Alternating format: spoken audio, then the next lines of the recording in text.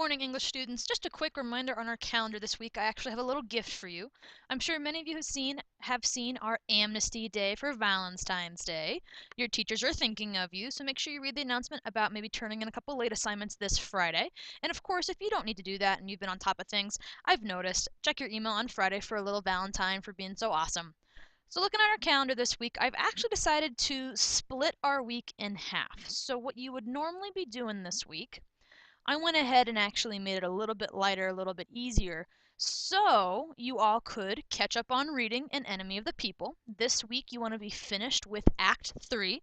So if you're not quite there yet, you have some time to catch up. Originally this week was to read Act 3 and 4, but I decided that you could use some time to get caught up. So as you can see, part of your work, catch up on reading and make sure you have the first 3 acts completed, and make sure that you turn in and complete any late work on Friday. And then as another quick reminder for just staying focused and engaged with your lessons, I want to talk to you really quick about a brain training exercise. And the most important thing to remember is that your brain is not some alien thing that exists in your head that you can't control. You are the boss of your brain. Keeping that in mind, I want you to be practicing some new engagement strategies because so often you're just sitting at your computer or reading by yourself and there's no one really there hovering over you to remind you to get back to track or to ask you a question or to just check in. So here's what I want you to try while you're working this week.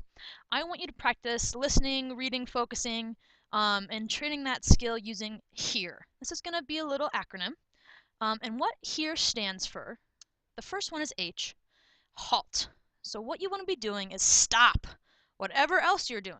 End your internal dialogue, even those pleasant daydreams, whatever's taking up brain space, and halt those dialogue, halt that thought, and free your mind to pay attention and focus on the reading, the lesson, or the idea.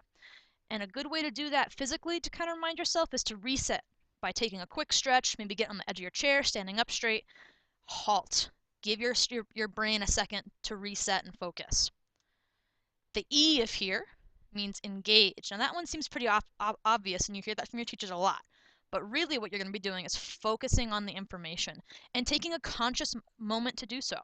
So by using a physical component, such as pointing to the screen or leaning in a little bit closer, or my favorite, angle your body away from distractions so you have a physical reminder of what you need to be doing. Now if you're at home, that might mean turning the comfy chair around or getting out of the comfy chair and going to your desk. If you're at school, maybe you ask the teacher if you can work somewhere else in a quiet space. So H, halt. E, engage. Remember, use those physical components. The A means anticipate. This is probably one that you're not used to doing.